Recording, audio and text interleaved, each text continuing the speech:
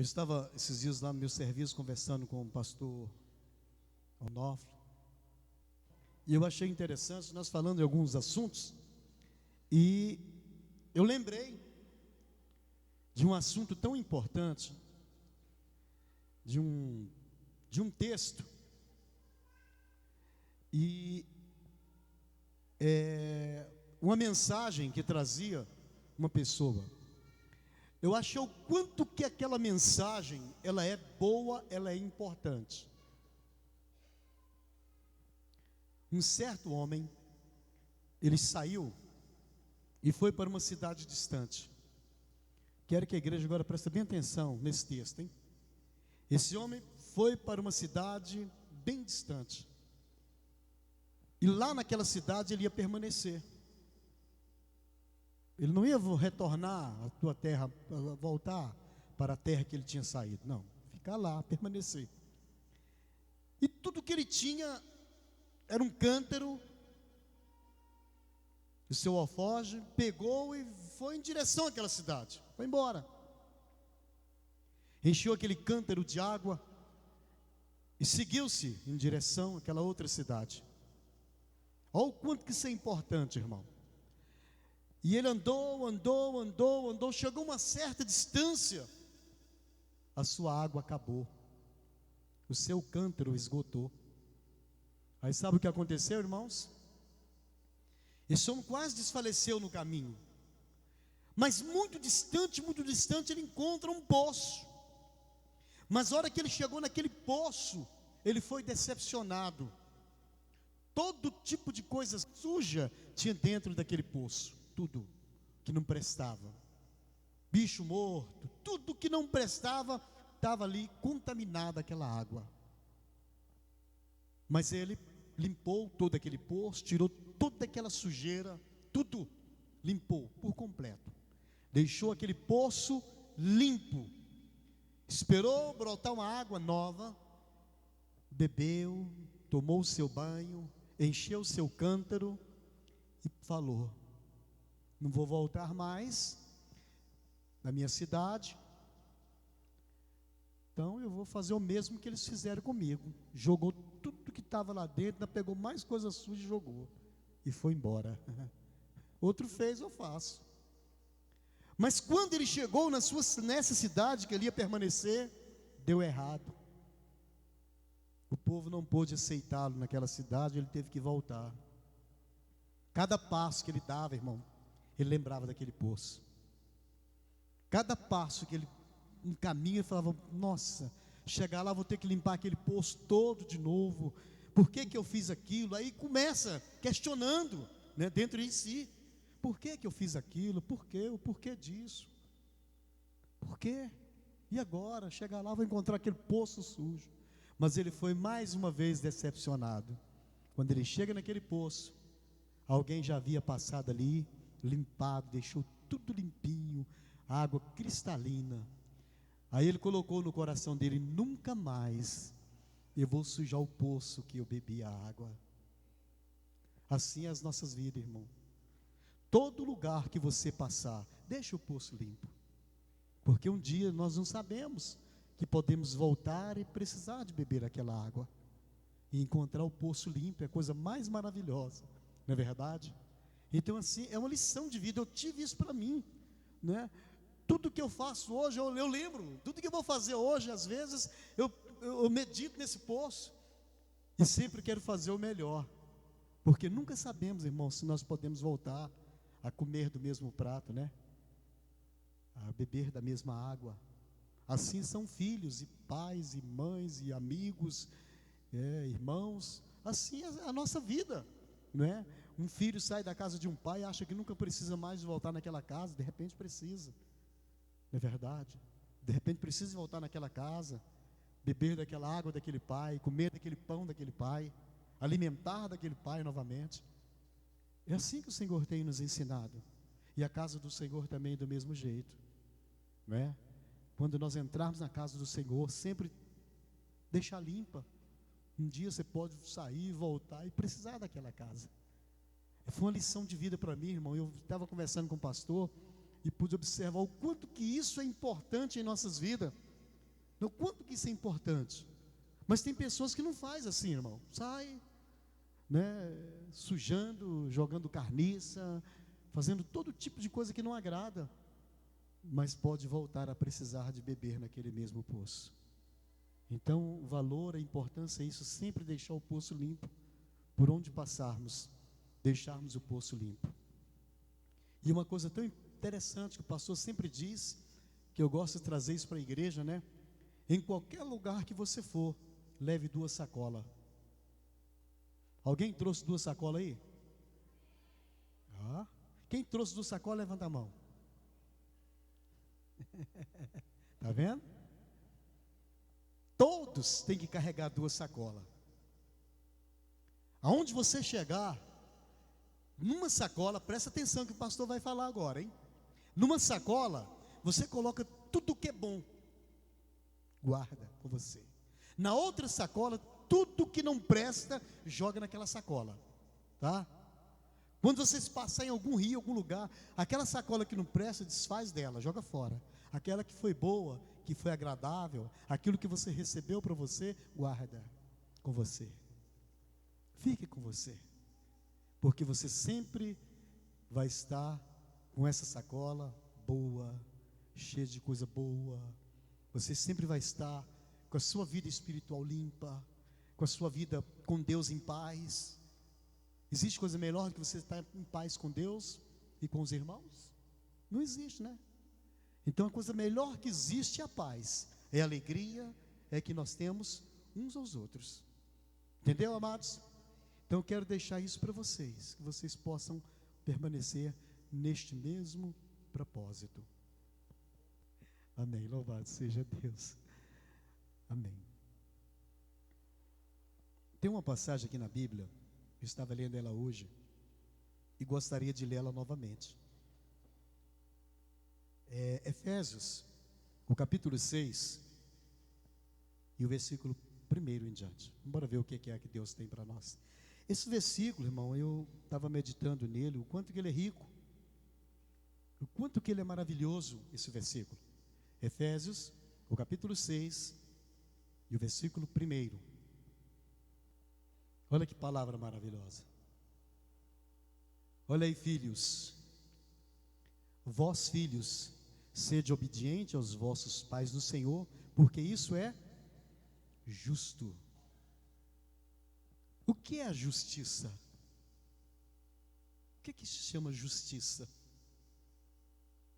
A Bíblia diz que um homem, ele deu uma festa. Ele poderia ter realizado a sua festa. Ele poderia ter concretizado a sua festa. Ele deu uma grande festa. E ele chamou todos para que participassem daquela grande festa. As meretrizes, os seus amigos, os seus aliados. E ele tentou realizar aquela festa. O rei Belsazar.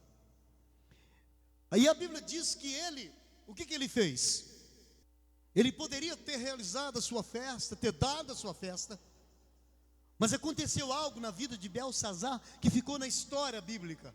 De repente o rei Belsazar, ele manda que vai lá no templo e que busque todos os cálices, as taças, os cálices do templo de Salomão, para que ele pudesse festejar com as suas meretrizes. Ele poderia ter dado a festa, ele só não poderia ter tocado no cálice, nas coisas santificadas ao Senhor. Então nós temos que ter um zelo, um cuidado muito grande nas coisas que são santificadas. E eu falo que uma mãe, um pai é santificado para Deus.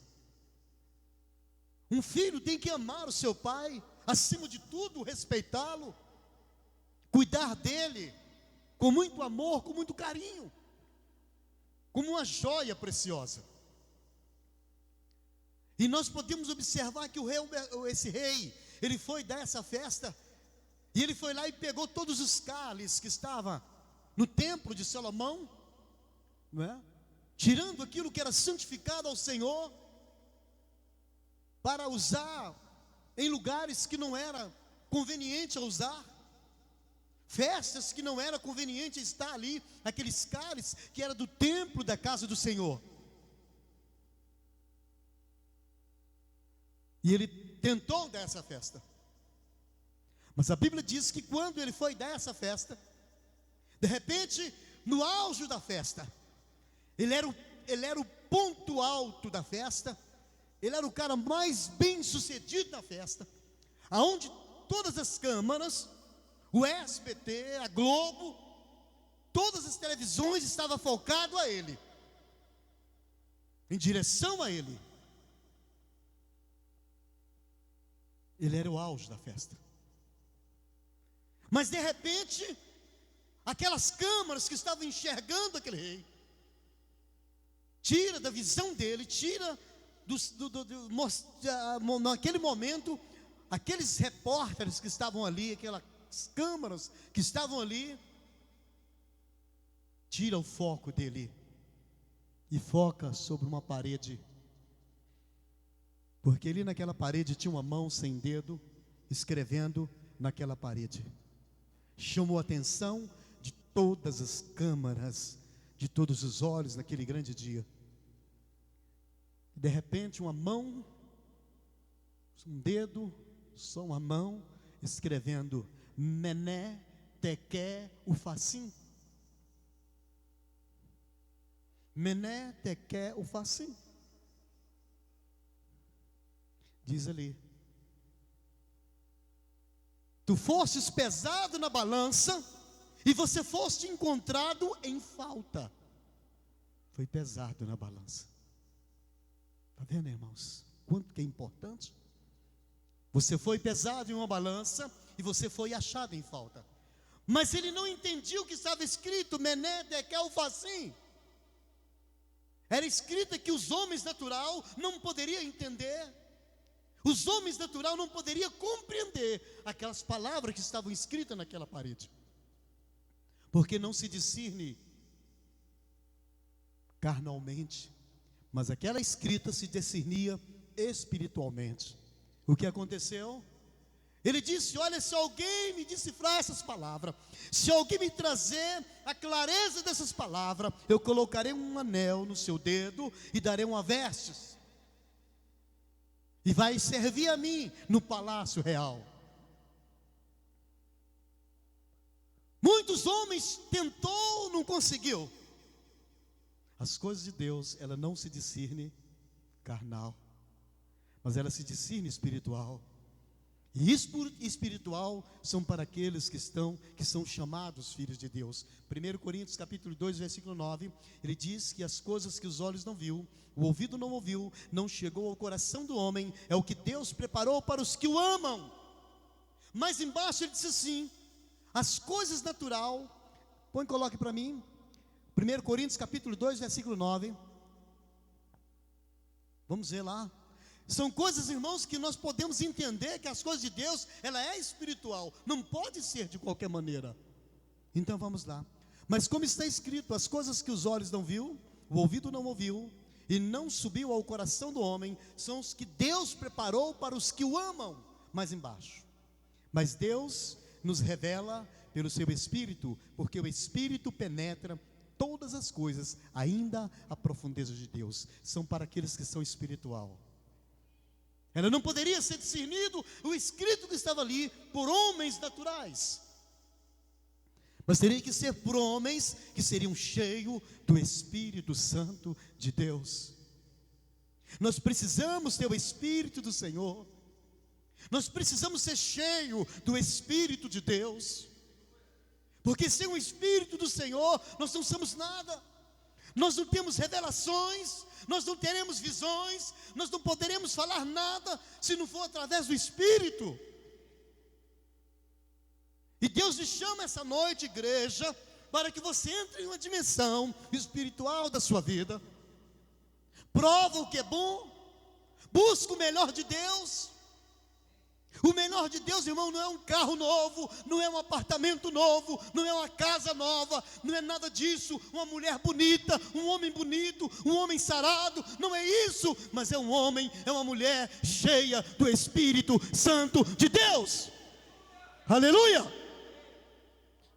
É isso, irmão, que está faltando em nosso meio. Vidas que têm a visão, vidas que deixam o Espírito usar a sua vida. Aleluia. Deus está preocupado, irmão, de eu trazer uma mensagem para vocês aqui dizendo: vamos fazer uma campanha aqui para arrebentar essa igreja, materialmente dizendo. Deus vai te dar um carro, Deus vai lhe dar um apartamento, Deus vai te fazer rico. Não, mas o Senhor quer que essa noite você tenha uma visão, que você entre na dimensão do Espírito, e que você seja cheio do Espírito Santo, e que deixe esse Espírito tocar na sua vida. Aleluia, porque Ele está aqui essa noite, o Espírito Santo está aqui. Buscaram todos os homens, todos os sábios, entendidos, busca doutorados, prestando até curso superior, busca todos, e buscaram, e os homens olhavam e não entendia. Está diferente. Busca lá os magos, buscar os magos, leia, os magos olhou e falou: não tem condição. Mas alguém disse: tem um que pode, do tempo do seu pai, o nome dele é Daniel. Aleluia, oh glória a Deus, aleluia. Traz Daniel, porque esse homem pode discernir o que está escrito naquela parede. Louvado seja Deus. Mas Daniel era um homem cheio do Espírito, era um homem de visão, era um homem que dava lugar a Deus, era um homem que entendia a voz do Senhor, era um homem que estava sempre na dimensão do Espírito. Primeiro Daniel diz ali assim, capítulo 8, versículo 1, diz que Daniel colocou no seu coração se ausentar das reguarias do rei, do vinho que ele bebia, da comida, do pão, das festas, dos banquetes que ele dava, e propunha só comer legumes e beber água. Aleluia. E ele foi se enchendo do Espírito, ele foi recebendo uma beleza que o homem natural não tem. Essa beleza vem pelo Espírito, igreja. Louvado seja o Senhor. Daniel fez isso, ausentou no seu coração. Mesaque, Sedraque e Abidnego, os 4 jovens, e Daniel, eles ausentaram no coração não se contaminar com as iguarias do rei. E quando foram, no final de 10 dias, eles fizeram lá os homens lá, ele chegou para os homens falou: olha, o rei mandou que foi pego lá em Jerusalém, todos os jovens, mandou que fosse lá no templo de Nabucodonosor, fosse lá em Jerusalém, pegasse todos os jovens bonitos e trouxesse e ensinasse toda a ciência lá do palácio real, colocasse todo tipo de sabedoria naqueles jovens, preparasse eles, porque eles iam representar o rei. E de repente, pega Daniel, faz isso. E Daniel, mais 3 jovens, ausenta no coração. Aí o mordomo tomava conta deles, chegou lá e falou assim: olha, o rei mandou que eu cuidasse de vocês, ensinasse vocês, né, as melhores sabedoria, as melhores letras e as melhores finas iguarias, para que deixasse vocês sarado, bonito, porque vocês vão representar o rei. Daniel foi, perguntou ao Senhor: e aí, Deus? Deus falou com ele: Daniel, ausenta de tudo isso, nada disso me pertence. Aleluia. Aí Daniel chega lá e fala para o copeiro do rei, fala para ele: ó, eu não quero compartilhar. Ele falou: não, mas eu não posso fazer isso, eu estarei colocando a minha cabeça em risco contra o rei, se eu não cuidar de vocês. Ele falou: então faz assim, nos dá 10 dias, no final de 10 dias, se vocês não acharem nós mais sábios do que os que estão aí, e mais bonito, eu vou sentar na mesa do rei e comer o que ele está lá para propor. Aí eles recuaram, amém, recuaram, os 4 jovens, comia pão e bebia água, 10 dias comendo pão e bebendo água. E os outros jovens, era todo tipo de iguaria, vinho, festa e tudo e tal. Quando chegou o final dos 10 dias, fizeram ali uma mesa redonda, colocou os 4 jovens com todos os outros jovens que estavam lá, e fizeram perguntas, e foram achados neles 10 vezes mais sábio do que os outros jovens. Eles tinham quem? Eles tinham o Espírito Santo de Deus, aleluia. Você precisa, eu preciso do Espírito Santo do Senhor. E lá, depois de tudo isso, quando Nabucodonosor estava lá, né? Nós podemos observar ali o rei Belsazar. E no tempo do seu pai Nabucodonosor tinha um jovem, o nome dele é Daniel. Este homem pode discernir o que está escrito, então traga Daniel. Quando chegou lá, na presença do rei, Daniel se apresentou, e ele falou assim: olha, diz que você era do tempo do meu pai, e que você discerne sonhos, revelações, e tem uma escrita na parede, pelo amor de Deus, me diga o que está escrito ali. Eu estou assim curioso para saber. Uma mão com um dedo na parede escreveu lá umas palavras, e eu quero saber o que diz, qual o significado dessas palavras. Se você me discernir isso, eu vou lhe dar um anel, eu vou lhe colocar a melhor roupa, e você vai me servir no palácio real. Daniel falou assim: fique com seu anel, fique com suas roupas, eu vou discernir para você, não precisa de nada disso. Aleluia. Mas ele falou: Daniel, se eu fosse você, não queria saber o que está escrito ali. Daniel já estava lá, sabia, Deus já havia revelado a ele. Se eu fosse você, rei, não procurava saber o que está escrito. Não, mas eu quero. Então prepara. Mené, Tequé, pesado foste na balança, Tequé o facinho, foste achado em falta, e tu fostes achado em falta. Hoje mesmo tu morrerás. E ele, bum, ele morreu, porque ele brincou com as coisas do Senhor. Caiu ali. Ele poderia ter deixado quieto, não querer saber o que estava escrito, mas ele pediu, e era a sentença dele que estava lavrada: pesado fostes na balança, e você foi encontrado em falta. Por isso que a Bíblia diz, amado, que nós temos que amar uns aos outros, que nós temos que fazer a vontade do Senhor. E a Bíblia diz que esses cálices que foram pegados do templo de Salomão representa hoje você, igreja. Cada um de vocês é um cálice para Deus. A Bíblia diz que a igreja do Senhor é a menina dos olhos de Deus. Você é a menina dos olhos do Senhor. O Senhor tem algo para a sua vida espiritual. Deus tem algo na sua vida tremendo. Basta você abraçar, basta você fazer aquilo que o Senhor quer que você faça. E Deus tem nos chamado a atenção. E ultimamente eu tenho percebido que a igreja, Deus está apertando a igreja, está apertando. Nós não estamos entendendo, mas Jesus está voltando. Jesus está voltando. Não há tempo mais para nós ficarmos embaraçados desse mundo. E o que Deus está fazendo? Ele está apertando a igreja, porque Ele te ama. Ele nos ama, Ele quer o melhor para as nossas vidas. Ele quer que nós, tudo o que façamos ao Senhor, que vamos fazer de coração, de alma, para que o seu reino cresça, para que nós possamos ganhar outras vidas para o Senhor Jesus. Nós precisamos ser cheios do Espírito Santo, para que você possa contagiar outras vidas. É assim que o Senhor tem nos ensinado esses últimos dias.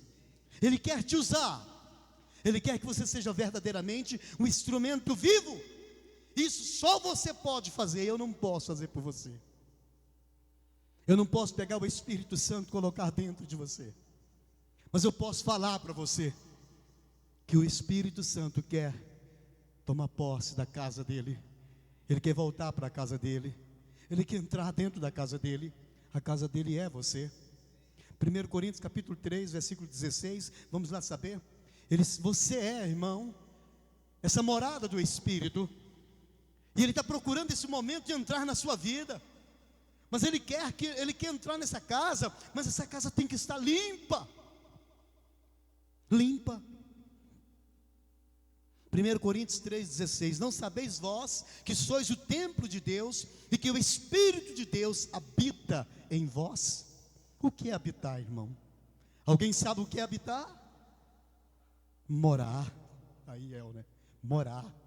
Fazer morada. Está sempre. Aleluia. Quando você tem alguém que você ama tanto, essa pessoa sai, viaja, e fica alguns dias ausente, bate uma saudade, uma vontade tão grande de você estar com aquela pessoa, você abraçar aquela pessoa, você estar perto dela. Assim é o Espírito Santo na sua vida. Ele quer entrar nessa casa, ele quer voltar para essa casa, ele quer novamente voltar e entrar nessa casa e fazer morada, matar a saudade.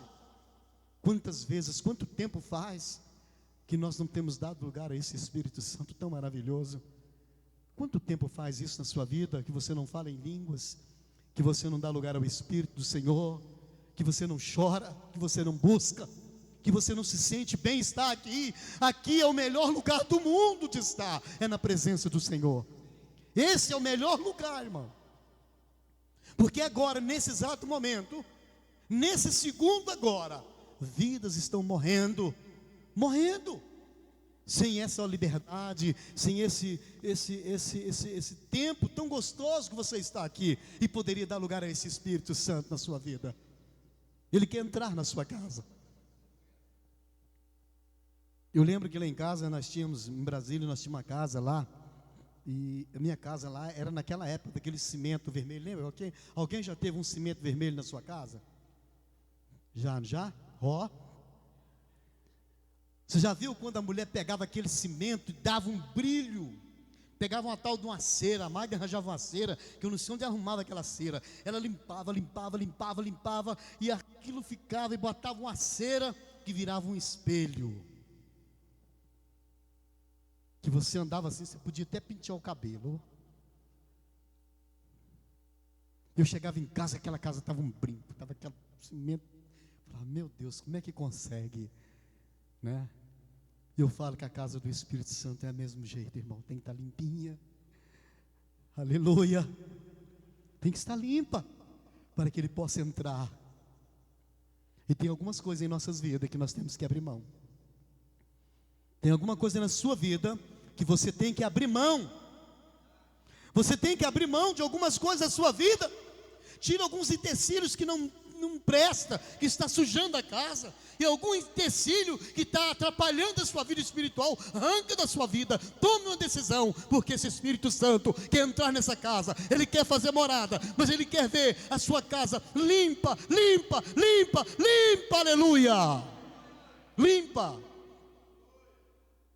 E tem algumas coisas, irmão, alguns utensílios que têm atrapalhado a minha vida, a sua vida espiritual, e nós temos que abrir mão disso, tomar uma decisão certa e correta, para que não sejamos pesados na balança, para que Deus não venha escrever na parede alguma coisa contra a nossa vida, e nós viemos ser pesado e achar em falta para Deus.